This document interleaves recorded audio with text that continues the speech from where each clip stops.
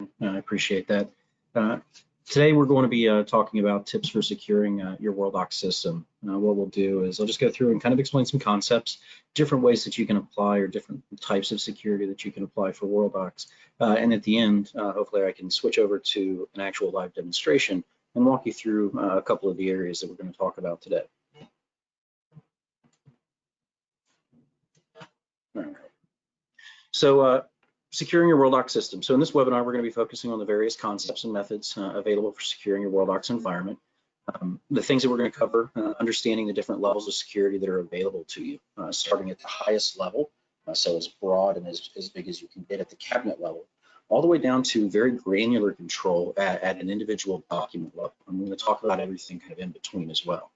We'll also talk about the benefits of Active Directory integration, which this day and age, with all of the security exposures and the hacks and things that have happened, in the world, Active Directory integration now is more important than ever before.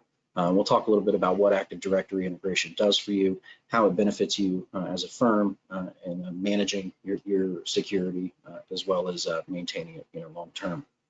We'll also talk a little bit about drive mappings and other ways to mitigate your security exposure.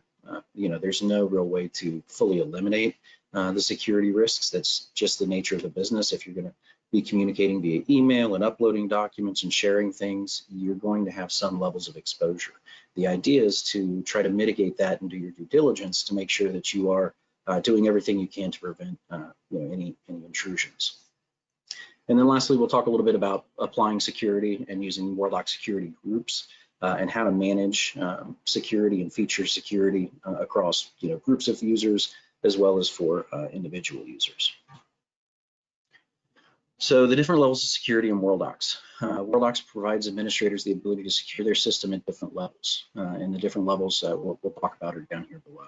I'm not going to read these verbatim, but you can see here that we have cabinet level security, client matter level security, profile level security, and then document level security. So the highest level we have here is cabinet level security. So cabinets that you have that you need to secure, typically things like HR, finance or accounting, any office or administrative cabinets. Maybe you have a partner's location or equity partners cabinet where you can save documents and items that should be restricted to just these folks. At the cabinet level, when you set security at this level, what that does for the end users, it makes it so that the cabinets are not even visible to them, right? So it's kind of an out of sight, out of mind thing.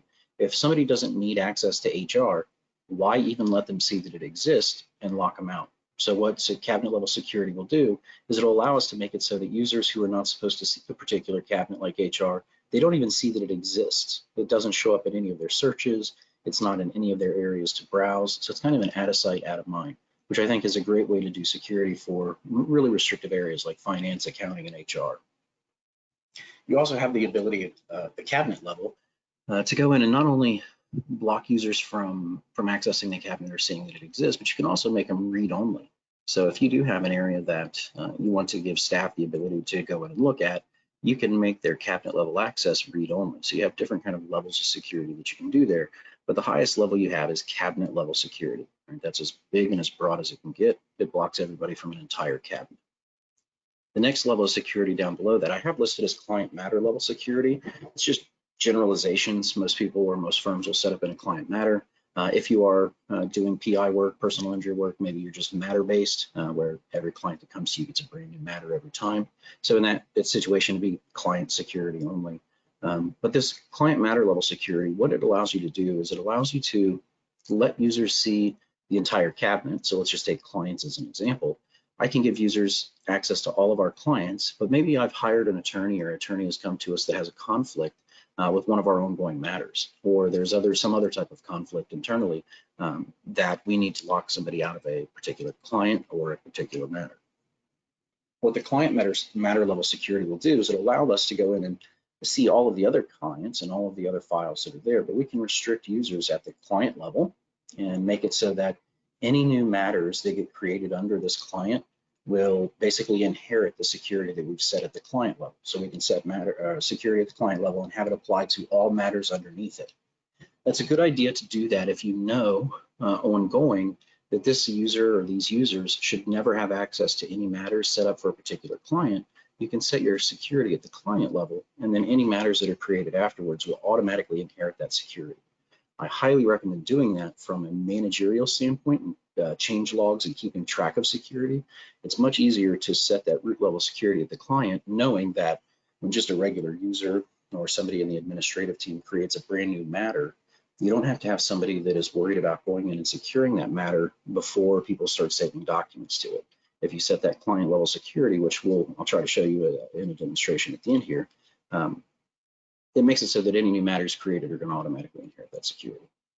And you also have matter level security, which is right below the client, right? So we think of it in a folder structure or a tiered structure. You have client, and then underneath your client, you have matter.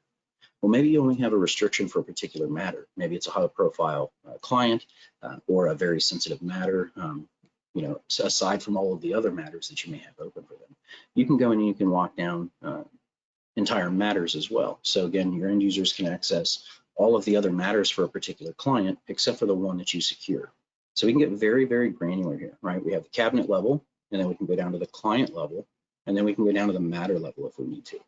So those are some general types of security that you're going to put in place. And this is really what you want to do if you have a conflict or you need to keep entire swaths of users out of a particular area. And this is how you want to do that, rather than trying to do matter-based security or document-based security, where you secure every single document one at a time as you save it.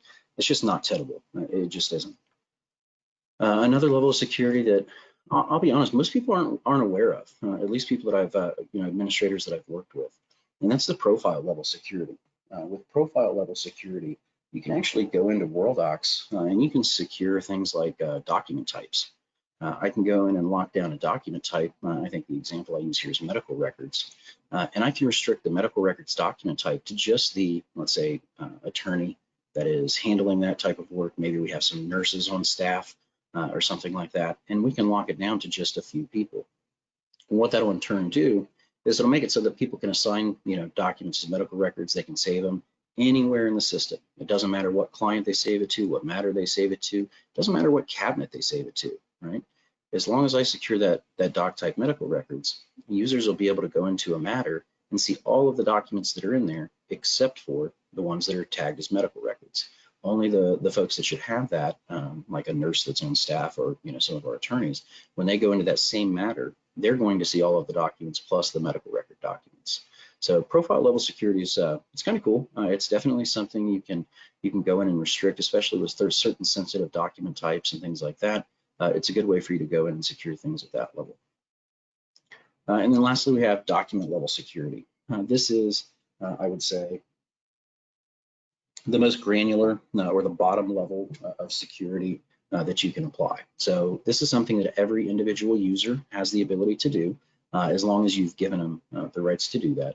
And with document level security, they can go in and basically have the ability to make a document protected, which will mark it read-only to everybody except for the person saving the document or applying security to it.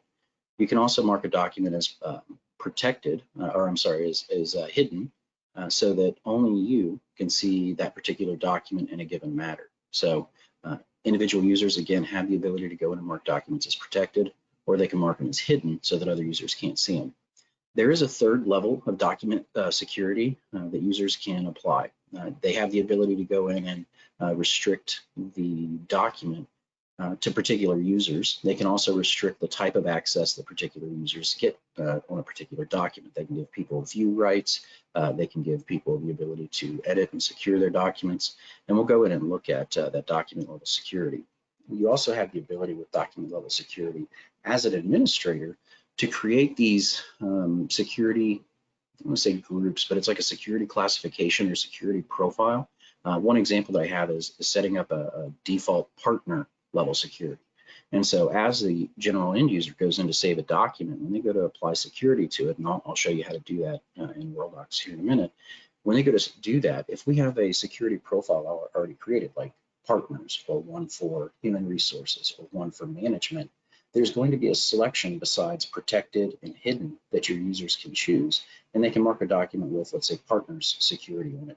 And it'll apply the security that you've already developed. It's like a template of security, and it'll apply that to that document. and I'll show you how to do that here in a little bit. That's another great tool that you can utilize if you want to lock documents down at a document level within, let's say, an office or administrative cabinet, right? You're going to have administrators, your office manager, and other folks that may need access to this office cabinet, but there may be still an area that you don't want them to get to. Maybe it's an area just for equity partners, or it's an area where you discuss, splits and bonuses and things like that. And in that situation, you can go in and add that extra level of security, even within a more restricted cabinet by itself. So Active Directory integration. What is Active Directory integration? Worldox provides firms the ability to tie security into Active Directory. By tying Worldox into Active Directory, the Worldox application will take over controlling NTFS security for any of the cabinets selected to be Active Directory enabled. What this means is that when you log into your computer, most firms are going to have what's called a domain controller, right? And what this domain controller allows your IT and your administrators to do is it allows them to set certain permissions on all of the documents or all of the locations within your firm, right? And so Active Directory is also the piece of software that challenges you when you go to log into your computer. You have to put in a username and password. If Active Directory is turned on, Active Directory is what controls that security. So securing your password, changing your username, certain things like that at the Windows level, that's typically controlled by what's called a domain controller. So that's what Active Directory is. It's controlled on your domain controller. With Worldox being able to tie into Active Directory, what that's going to do is make it so that in Worldox, as I go to create an ethical wall and I want to put security around a particular matter, if I have Active Directory integration turned on, Worldox will then take that security that I've just created to say, only this group of people have access and everybody else is restricted.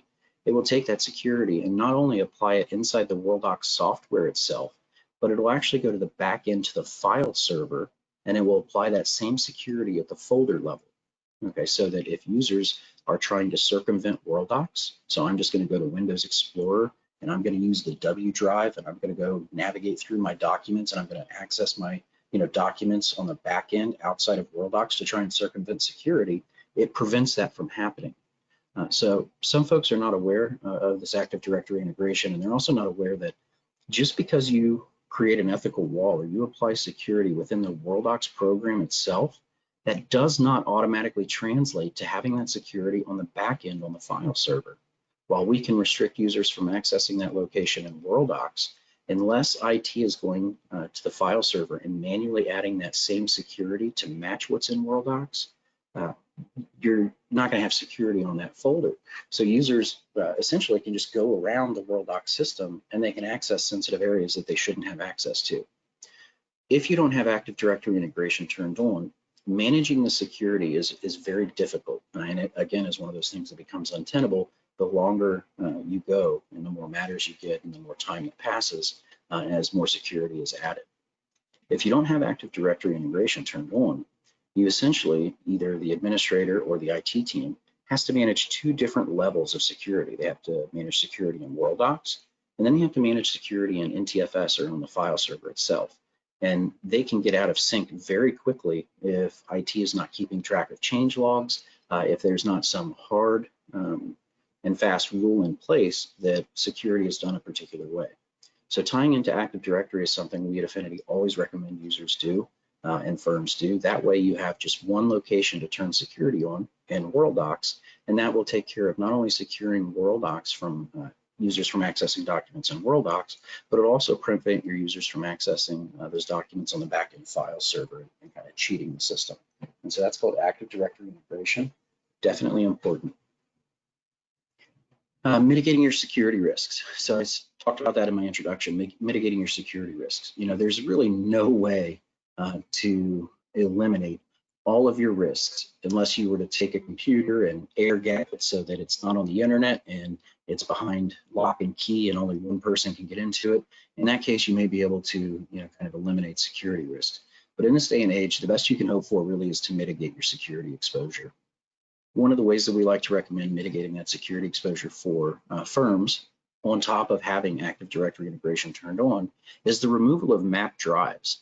So map drives have always been, easy. It's what most people use so that they have an easy reference point to get to a location on a Windows file server, right? It's easier to just go to the W drive than it is to type in a full UNC path with a server name and a folder name and have to kind of browse that way. So map drives definitely had their place and have their place if you're not using a document management system. When you're using a document management system, however, you really don't want to have those map drives. You don't want to have a visual reference to get to the back end of these folders for your end users, right? It's very tempting. Again, it's that out of sight, out of mind concept with cabinet level security. Same thing with a map drive. If somebody has that W drive or that X drive, and that's the way they've done it for the last 20 years, and they just got introduced to Worldox or they don't like Worldox, then it's very conceivable that they would continue to go to the X drive or the W drive because it's easy and it's what they've always done. Eliminating those map drives, you can do that by using what are called UNC paths. Again, it's just the explicit path that goes to a particular location. It includes a server name, a folder names, and whatnot. You can use that path, and users will always have access to those locations if they access them through Worldox. But it takes that ease of access using a map drive kind of out of the equation. And again, it goes to that kind of out of sight, out of mind thing, where it becomes much more difficult for users to go into the back end and navigate a file server to try and find these locations if we take away those map drives. So map drives definitely helps to mitigate some of those security exposures. Another way that you can eliminate mitigate your security exposure comes with emailing your documents. So when sharing documents inside of the firm, so I'm passing them back and forth between coworkers, it's always best practice to send these documents as links to the documents rather than sending full standalone copies of your documents back and forth, right? A lot of folks don't realize how much of a treasure trove your Outlook or your email can actually be, right? Just because we are passing emails back and forth to each other that have sensitive documents in it with protected information, and we think, well, it's not going outside the system, it's only going to our coworkers.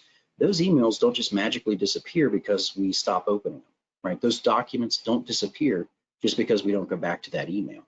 So if somebody is to gain access through phishing or any other kind of method, they're able to hack your email and get into it. Think about all the documents you've passed back and forth over, the entire year, 2 years, 3 years. Those documents are all sitting there, right? And so if a hacker gets into your email, those documents, if they're standalone copies, are there for the taking. What you can do to help mitigate some of this exposure is when you're sharing documents internally back and forth, send the documents to each other as hyperlinks. It's very easy to do. In Worldox, you just go in and you attach as a link instead of saying attach the full standalone file.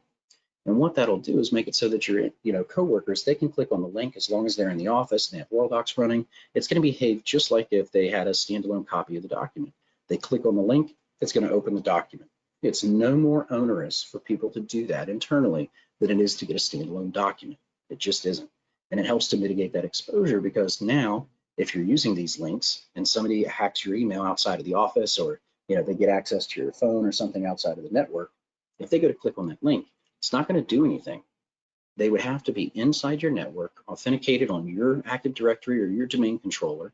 They would have to then hack into Worldox and be able to get through Worldox as well as hacking into your email. Now, while that's not impossible to do, it helps to make it harder. You're doing your due diligence to help mitigate that risk.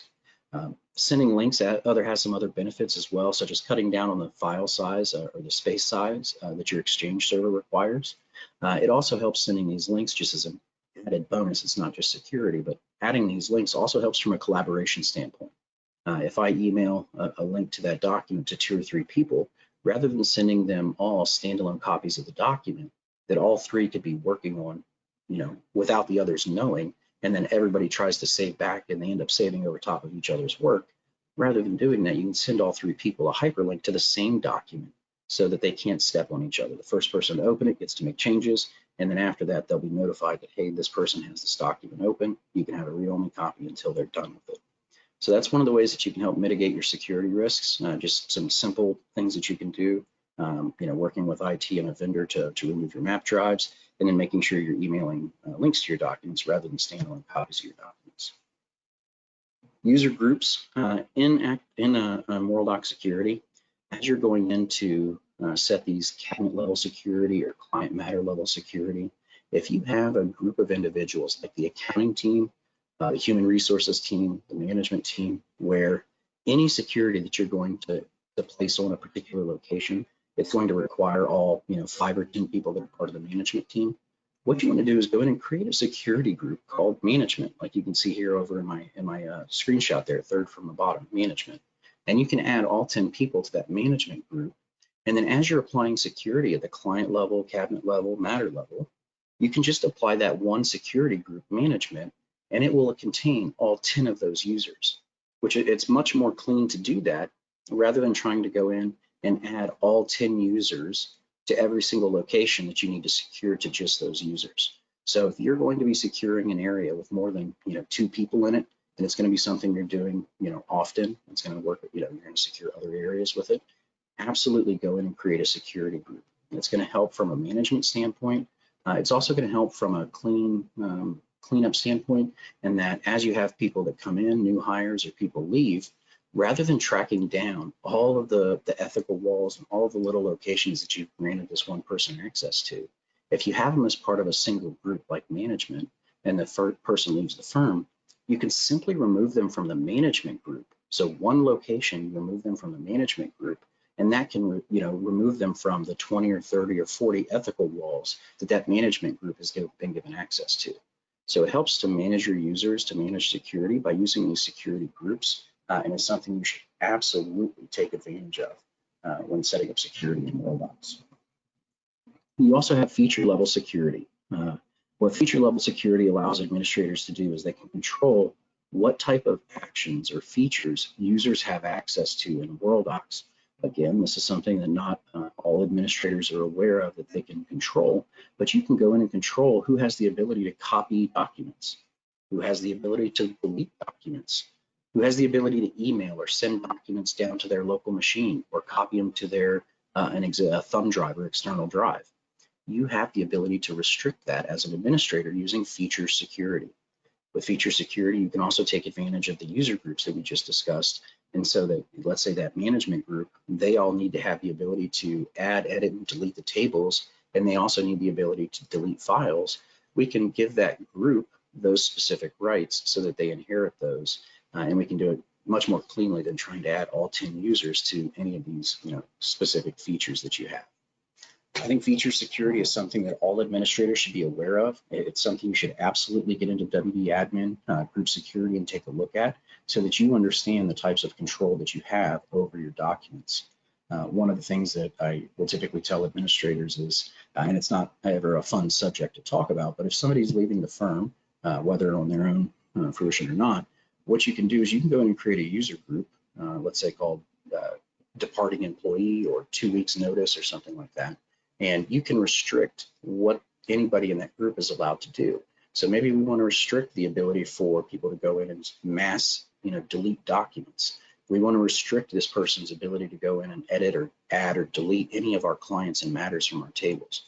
It's much better to be proactive in a situation like this where somebody could potentially be disgruntled or could go in and cause damage. It's much better to be proactive than reactive.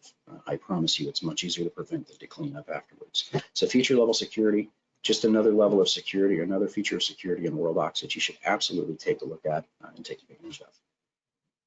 At this point, I'd like to actually kick over for just a minute, about 5 minutes here. I just want to actually show you Worldox and WD admin itself so that you can take a look at it and see these specific areas, like in WD admin, so that you have access to these locations.